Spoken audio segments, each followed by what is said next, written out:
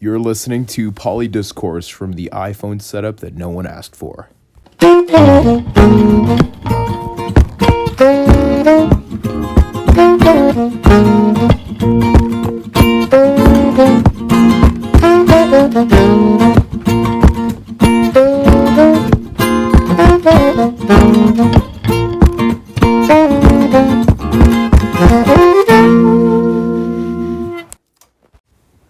Nicaragua seems to be facing a continuous stream of conflict as the struggle with Daniel Ortega, their president, increases not only over election results, but also due to political action he's taken against the citizens, namely those who are political dissidents of his. We see that 222 political dissidents were arrested back in January of 2023, and later on we see that some laws that he enacts are questionable. What do we do with those divided in the nation? Some are supporting him and others are speaking outright against him. Those who supported the foundations of Marx's work, and namely that of the FSLN back in the 70s, are found either in prison or in power. What exactly changed? What caused this?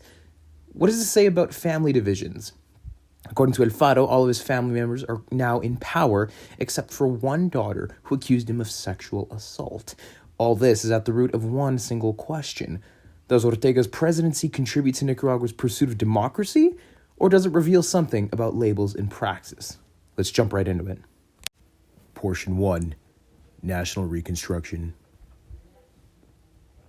It's in 1979 that the Frente Sandinista de Liberación Nacional, or the FSLN party, takes control of government after overthrowing the dictatorship of Somoza during the Nicaraguan Civil War. Of course, Somoza and his family, under the Constitutionalist Liberal Party, or the PLC, had been in power for 44 years since 1937 on New Year's Day. The inspiration for this revolution was due to the vanguard literature, which was Marxist in nature, that was being driven by Augusto Cesar Sandino, and the goal was to inspire Nicaraguans to unite against the power of Somoza and the United States, knowing that they had taken control for 21 years in the Interoceanic Canal. And so the ultimate goal really was democracy within Nicaragua, regardless of anyone's ideology. Jumping to 1979, the government establishes the Junta de Gobierno de Reconstrucción Nacional de Nicaragua program on the 9th of July. And the main objective here was to rebuild Nicaragua's political structure. This was done with 4 other members, Sergio Ramirez and Moises Hassan Morales, which were representatives of the left-leaning military, Alfonso Rovelo and Violeta Barrios de Chamorro as right-leaning representatives, and of course, spearheading this project was Daniel Ortega himself. Subsection 1. Quick Facts. Here are 5 quick facts to help you out in your understanding of this issue. Number 1. Daniel Ortega is credited to be the first man in Nicaraguan history with bringing down a dictator. Number 2. It's during the 60s, while Ortega was studying law in his 20s, that he dropped out of university to fight alongside others. Number 3. During the overthrow of Somoza, Reagan's presidency saw the election of the 5-member board as illegitimate and forces the Contra to take down what appeared to be a communism that resembled that of Cuba and the Soviet Union, not just in Nicaragua, but scattered across Latin America. Number 4. According to the Junta program, the pursuit of a fair and just electoral system without discrimination and accurate representation, with the exception of the Somocistas, was the main objective. This included social progress with the implementation of literacy rates as the main goal. Number 5, Ortega takes power in 1985 as he becomes the successor to Francisco Urcullo, which brought a glimmer of hope for the future generations that would inherit the riches of the land. Portion 2. Transition. Things started to turn when the FSLN started cracking down on certain issues. According to El Faro, it's not just right-leaning voters that were left confused. Even members of the FSLN and those who hold Marxist ideals were left wondering what happened with Ortega's ideals. His first term as president lasted until 1990, and it was at that point where the citizens began to wonder about the promises made to rebuild the beautiful Nicaragua they had hoped for. In 1990, Ortega loses to Violeta Chamorro, who was one of the 5 signatories mentioned earlier in 1979, who broke away because of the deep splits within the FSLN, which grew more radical during Ortega's term in the 80s. The anti-American imperialist sentiment was growing stronger and stronger, and according to a report by the Economic and Political Weekly, the mixed economy was partially to blame for the failure, since the agrarian elites ended up with the capital from foreign aid, creating a new ruling class. This didn't help with the limited resources used for the health sector at the time either. A major contribution to the splits was the signing of accords with the Soviet Union, in which Violeta took direct opposition with and proceeded to leave while supporting the American Contras against the extreme Cuban-style system that the FSLN had hoped to take up. This was seen as Ortega frequently switching sides between the ideals that Sandino had once fought for and the Western style of privatization that was seen as adversarial. Those splits within the FSLN also included corruption allegations, which included the sexual assault of his stepdaughter, Sol America Narvaez, multiple times as a child, contributing to the loss of the consequent 2 elections.